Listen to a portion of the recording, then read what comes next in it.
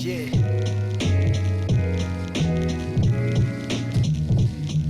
ELIMENCE, yo. Listen. What's good, y'all? Welcome back to Conversations with TMac.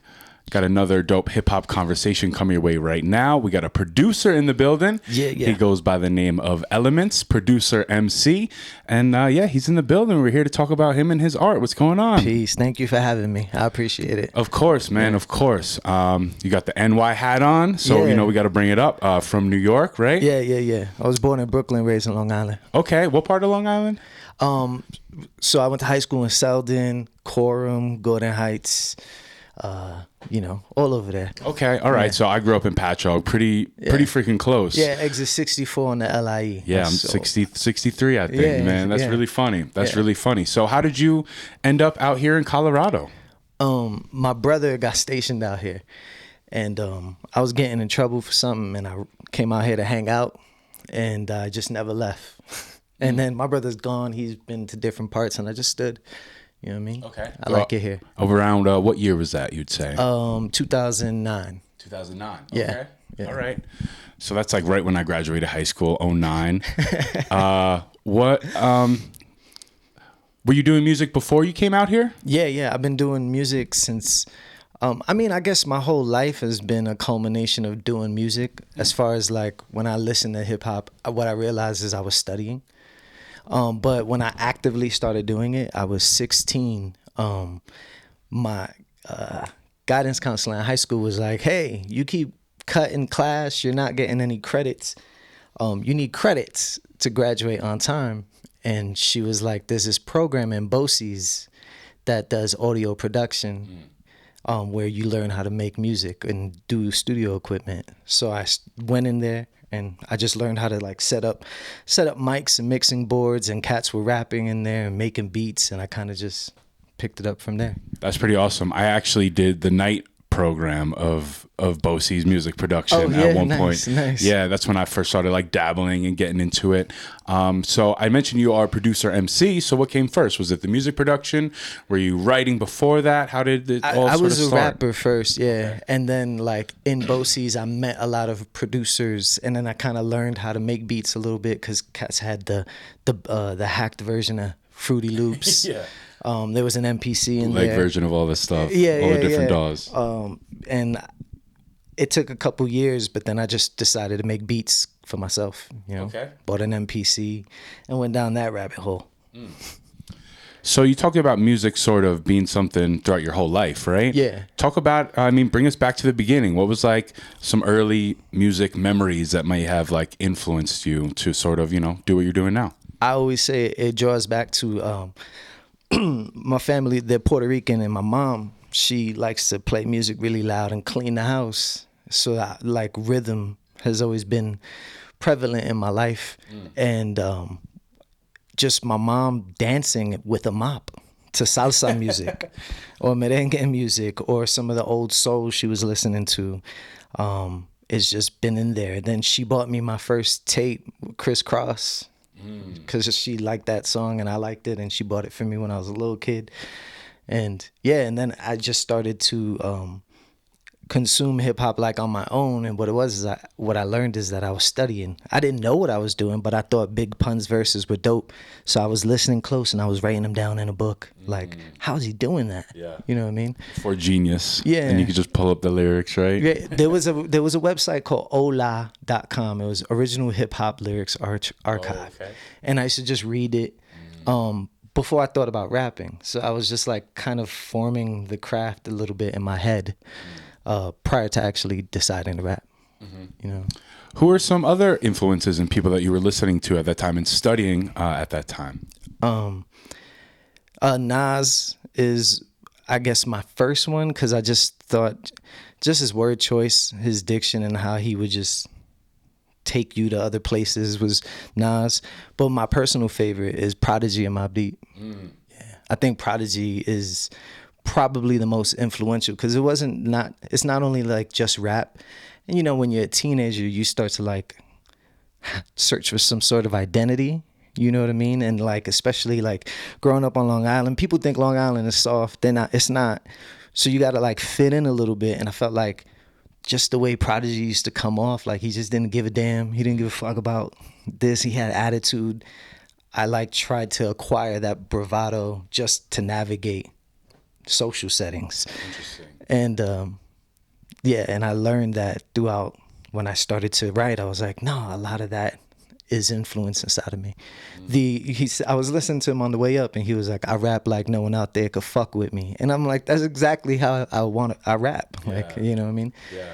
Of course, people are very good. I know a really dope MC. There's MCs that are probably better than me, but I rap like no one could fuck with me. Yeah. You know what I you mean? got your own perfect style and like way to approach it and do it. Yeah, exactly. Yeah. Nice, man. So until I moved out here, I didn't realize how much of like an independent underground scene there was. Yeah. I wasn't too involved with it when I was living in New York at the time.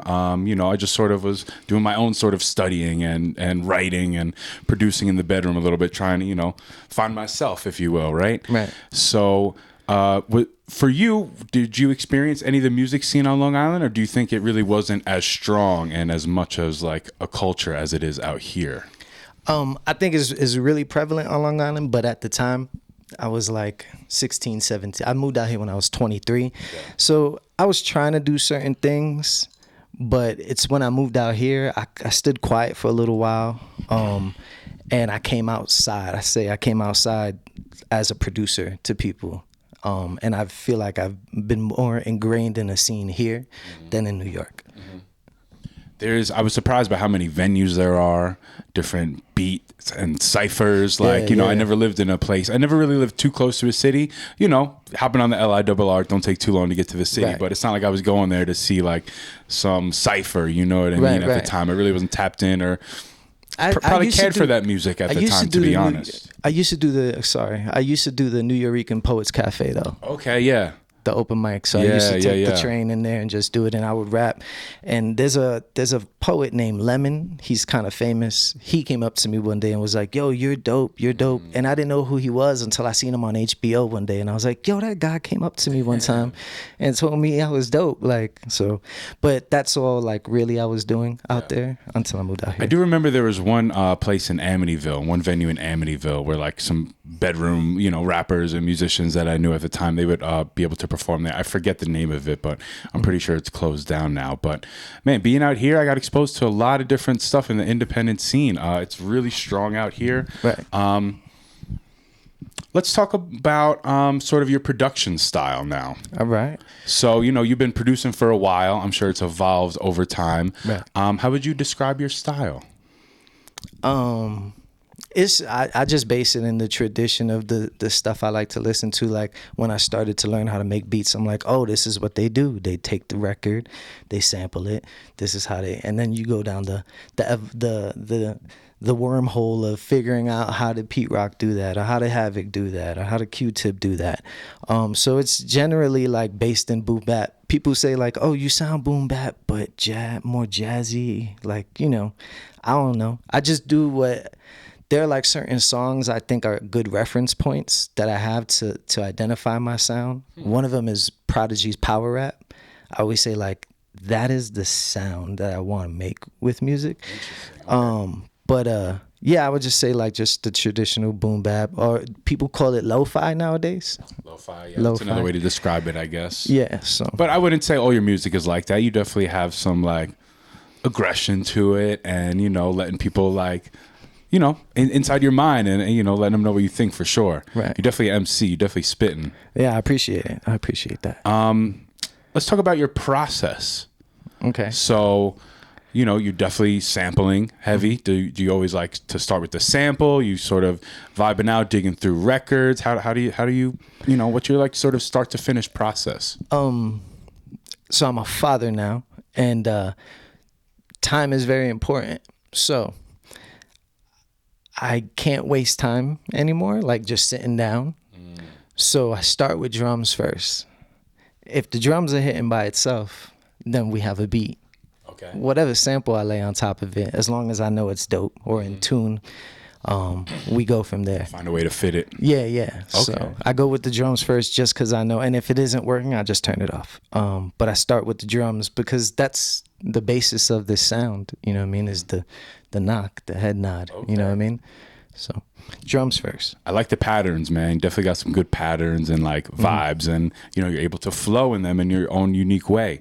You talk about, you know, being like on a time crunch almost, and something I see you post a lot is these like lunch break flips. Oh yeah, that yeah, you're yeah. doing. So that's something, right? You have a limited amount of time, Right, to do something, and you know, you're just like quickly trying to get that inspiration down, right? Yeah. Because when I come home, it's like daddy, daddy, daddy. So I got to play, or there's chores, or there's a lot of things. So at work, just balancing, still being creative and normal day life. I'll just do it at lunch break. I got like Koala.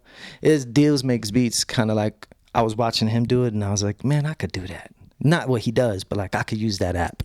Yeah. And I figured it out, and like I knocked joints out in like 20 minutes, you know what I mean? So, yeah.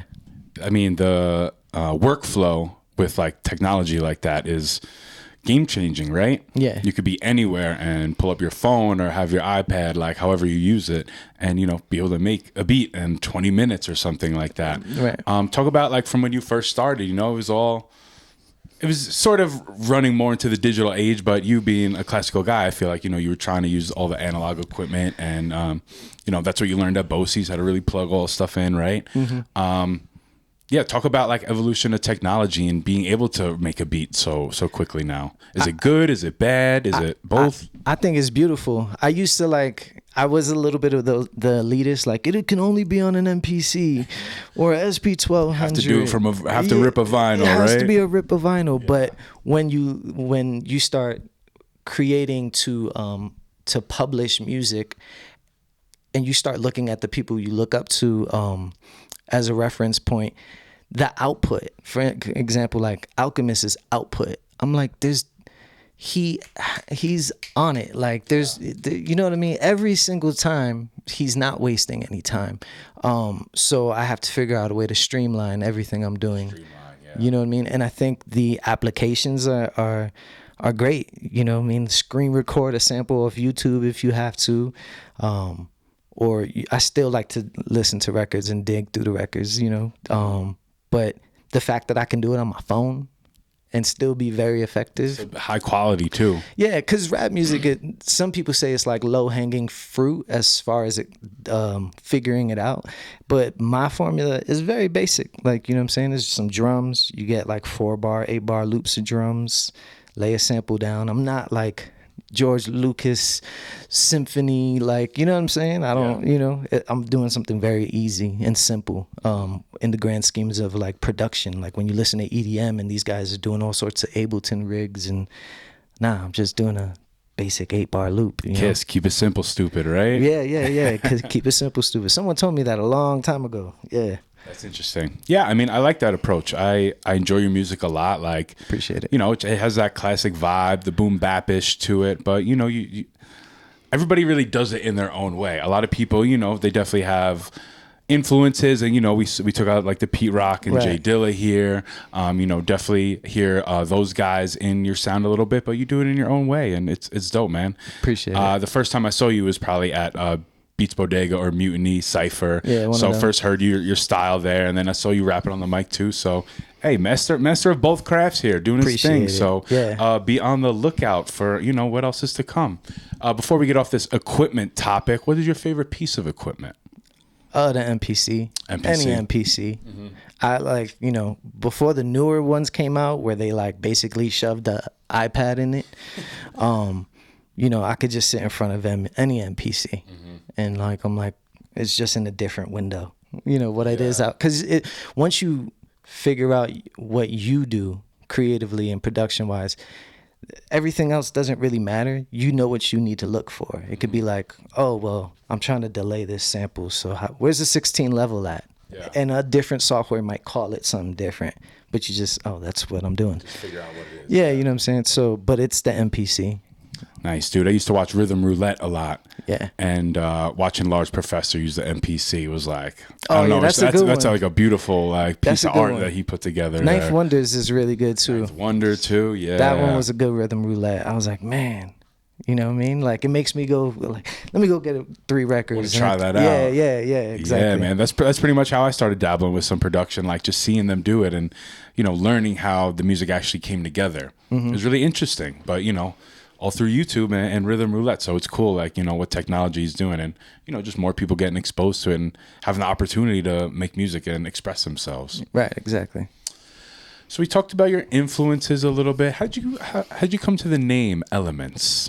I had many different names, and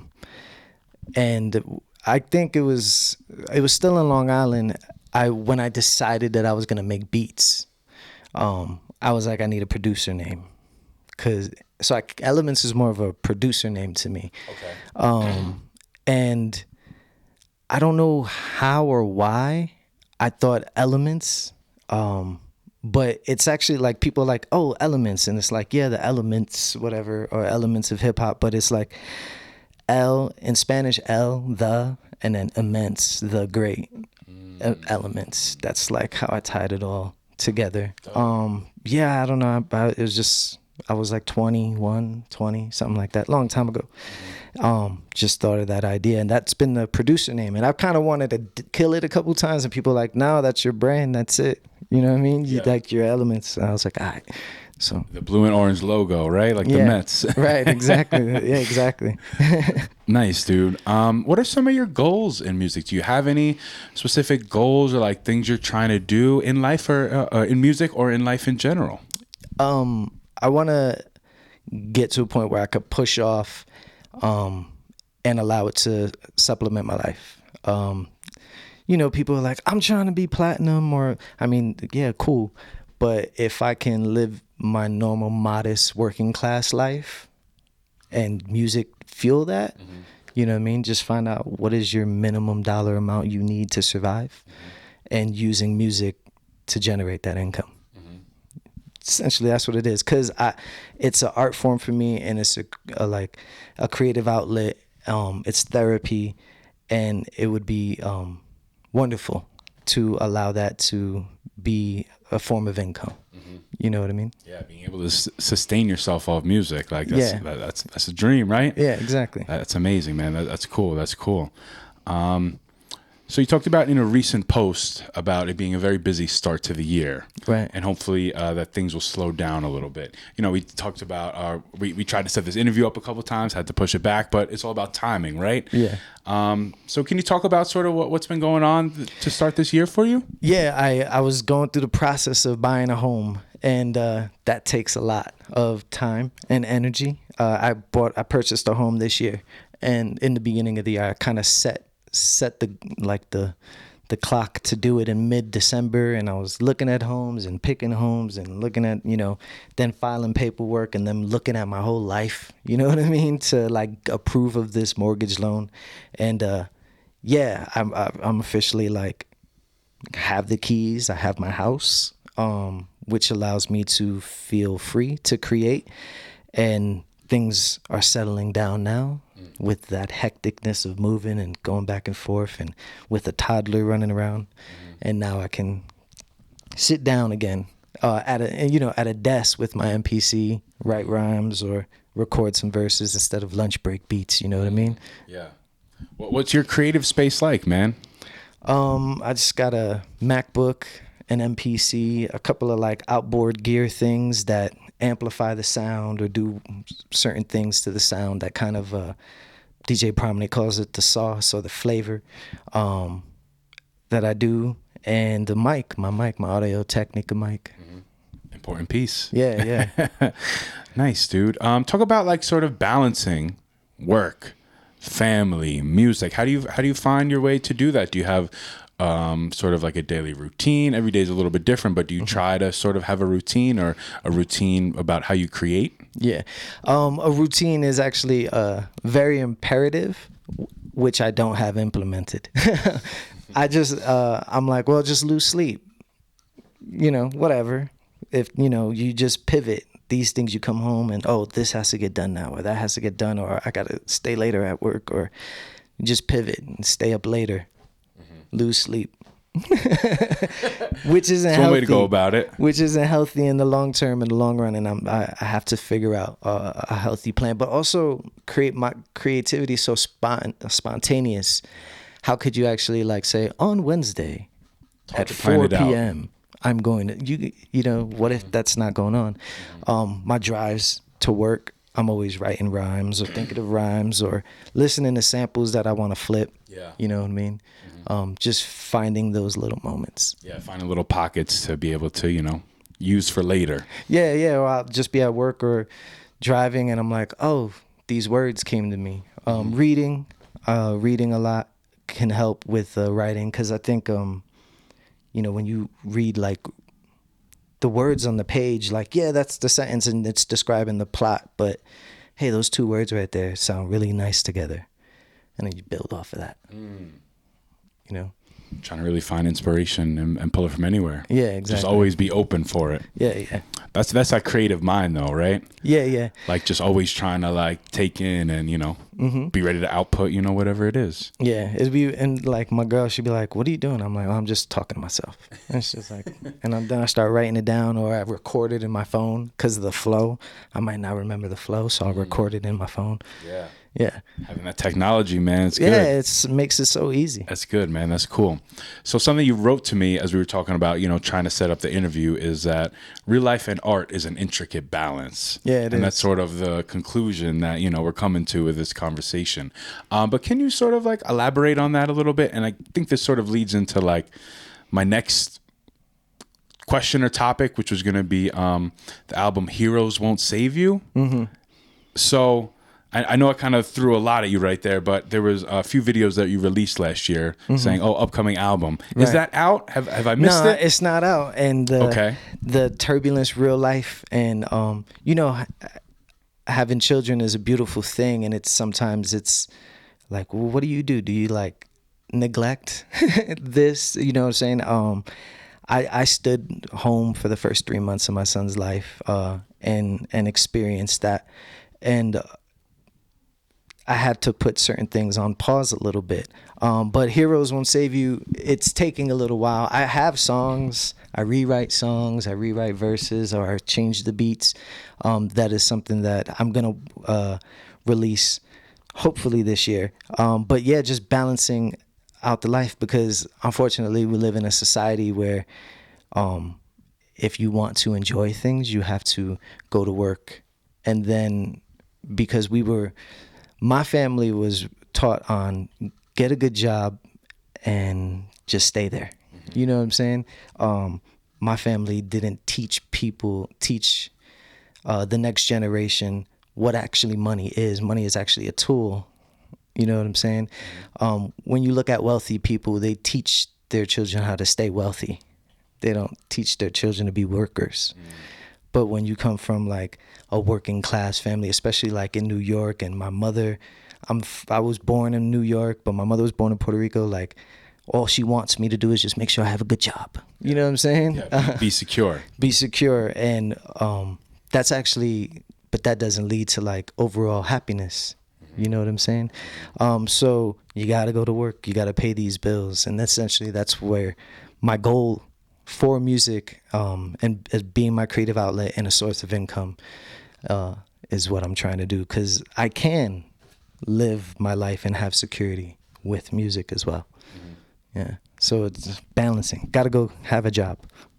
I love it, man. I love that quote that you said, though. Real life and art is an intricate balance, man. It is. So we're looking forward to, you know, Heroes Won't Save You. Yeah, Heroes Won't Save You. Hopefully coming out this year. But there are a few singles, I guess, from that already out on YouTube. He's got a couple of videos out. Word. One for Death Sentence and Some for You. Yeah. Spelled, you know, he's got his hip hop flavor on it, you know. Yeah.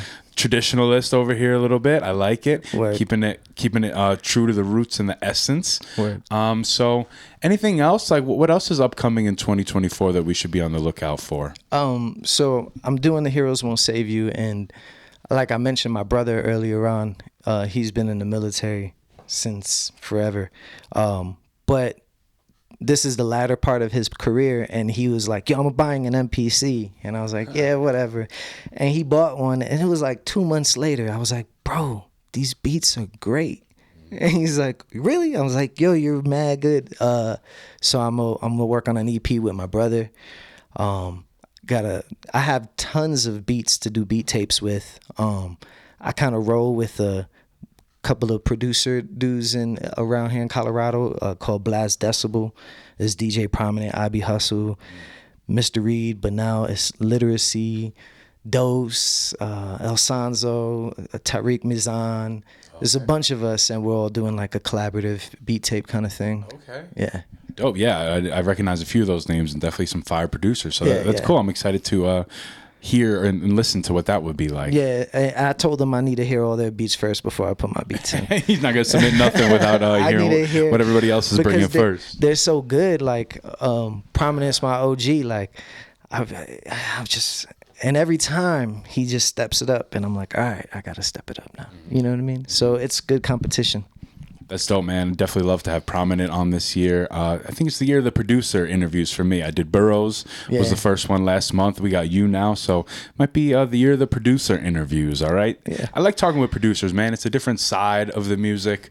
It's really more of the music side, I would say. Right. You know, there's definitely rappers and artists that I could have, intelligent music conversations, talk about sampling with, but really, I like talking to the producer, getting to sort of the root of the music. And it's really dope talking to producer MCs. Yeah. Because you're able to craft, the song a certain way for how you see, the final vision of it. Yeah. It's special because there used to be like a stigma, like when Pete Rock rapped, they were like, come on, okay.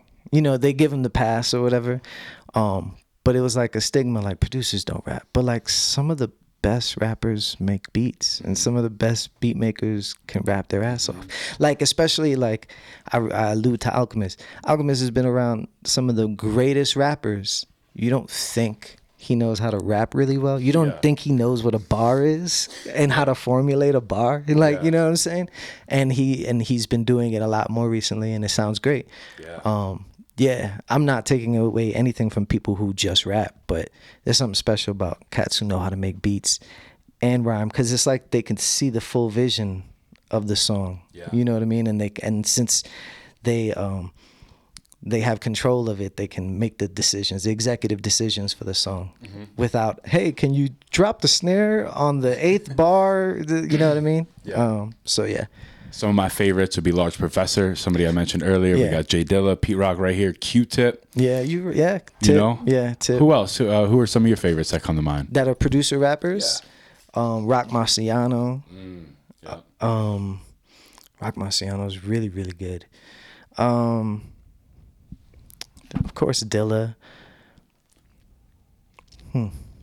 Black Milk is dope. Black Milk? I think Black Milk is really tight. Yep, that's a good one. Old Soul Era. I'd love to hear you guys collaborate on some stuff. You have similar like boom bap I sent him a beat sample one style. time and he rapped on it and I rapped on it. Yeah, I got it. Okay. Yeah, we got something. Yeah, and I was like, well, let's go back and forth. Now you send me a beat, but that's another busy guy. He's real busy. Yeah. But I'd like to do like an EP with Old Soul, like 4 songs or 5 songs. 2 Latino producer MCs. Yeah. Come up with some, He'll have the Mexican good flag. shit. I had the Puerto Rican flag. He could rap in Spanish. I don't speak Spanish. Okay. He could do his thing. Hey, yeah, he'll write some bars for you. You guys will work it out. Dope, man. All right, so a big part of conversations with TMac is music. Another big part is food. You moved out of NY a pretty long time ago, but what are some of the things you miss the most? Any like food spots you miss the most, or like specific dishes that like Chinese from out there? food. The Chinese food. Chinese food out here is I be like, this tastes like the frozen bag of Chinese food that you just you heat up and you throw the orange sauce on it. Yeah. Chinese food is just a little different. I found a couple spots that are real close. I always gauge like if they got duck sauce, I'll give them a try. Okay, that's like the first thing you gotta look for. Duck sauce, I don't want to go because that's not the Chinese food I'm thinking. That's a good thing to look for. Yeah. Okay. Pizza in the beginning, I used to be a New York pizza like snob, and they used to be like, "No, it's not like that." And after a while, I kind of like gave up. And Colorado has good pizza. It does. Colorado has really good pizza. You got to find the spots, but there's some like award-winning places out here for sure. Yeah. There's a spot by the what record store is that? It's like a little hole. is it Wax Tracks or Twist and Shout? But there's a little pizza spot by one of those record stores. It's like a little closet. It's probably the size of this room, and they got really good pizza. I fucks with their pizza. So the pizza place I used to work at for the same company, but Blue Pan Pizza is over by Twist and Shout over there. One in Congress Park. We just opened one in Golden. So hey, whenever you're out here, come through to Golden. I got you on a pie. All right, we'll hook it up. But what are some of your favorite like go-to spots out here? Like for pizza? If you have any, in general. Oh. In general. I love Greek food. So in the Springs, there's this place called Jake and Telly's, and even though this place isn't necessarily Greek, they call it Mediterranean cuisine. It's called Caspian Cafe. That's a good spot. I like food like that, you know, where there's like different breads and olives and different flavors. You know what I'm saying? And then in Old Colorado City on the west side in the Springs, there's a tapateria. They do these little tapas plates. It's kind of expensive, but it's really good. Okay. Sometimes you gotta spend the money to get the good stuff. Yeah, I like Slice 420 in the Springs. Shout out Slice 420. I'm a fan of them. And every time I come to Denver, I go to Dave's Hot Chicken. There's That's one in the a good one. Springs now, but I don't go to it. I'm committed to the one over there. Okay. I'm like, I don't fuck with that one. I'm gonna go to the one over there in Broadway. On Broadway. Yeah, by Mutiny over there. Yeah. I've been there before. It's good. That's some good Yeah, stuff. Dave's Hot Chicken. Yeah, sometimes I get a craving for It's that, a guilty pleasure. Nashville flavor. It's a guilty pleasure. Yeah. All right, so back to pizza, man. What is your ultimate go-to pizza? Like I said, I work at a pizza spot. If I'm gonna make the ultimate ELIMENCE pizza, what would be on that? What style? Break the whole thing down for me. I like regular cheese pizza. Like if you can't like master the regular pie, you know what I'm saying? But what I like on my pizza, jalapenos and pineapple. Okay. Yeah, I don't do pork, so I don't do the pepperonis or anything like that. When I was a kid, I would say pepperoni, but jalapenos and pineapple, it hits. I think Old Soul mentioned that too, like pretty much like a Hawaiian pizza. Yeah. And pineapple, it's controversial. It's controversial, but I get over it. He's Get over it. I love it. I love it, man. In fact, I remember you made a post and something about like having pizza ideas, and I have a pizza idea for you. Let's hear it, man. A chopped cheese pizza. Ooh, chopped cheese pizza. Okay. Yeah, chopped cheese. Simple. I mean, not too crazy. You know but what I mean? yeah, that's an easy one to I put don't know. together. It might be a stretch. We'll see. All right, so maybe we'll have to come back. We'll have to reconvene and see if we could put that together and try it out. A chopped cheese pizza. I like the idea, man. ELIMENCE, anything that we didn't talk about, anything, messages that you got for the people, what else is on your mind, man? I just think that people should look more inside themselves and find creative outlets. Society nowadays is pushing you towards just shutting up, complying, and living a life where you die. Like, just sit on the couch until you die. Surviving. Shut up and sit on the couch until you die. And you should really revolt against that notion. Yes, we have to work. Yes, we have to pay these bills. And yes, we have children to raise and families to feed. But revolt against the notion of giving up and still continue whatever it is, chase your dream. Because your children are going to look back and say, Dad was always working or Mom was always working. But you should want them to look back and say, Dad was always chasing his dream. Mom was always chasing her dream. Teaching children to chase their dreams, not just get a job, shut up until you die. You know what I mean? I think that's important. I like that. I love that message, man. Yeah. Art is the way. It's the escape. And just keep a lookout. I'm tapped in. I'm reloaded. And yeah, some of y'all better watch out. I got bars.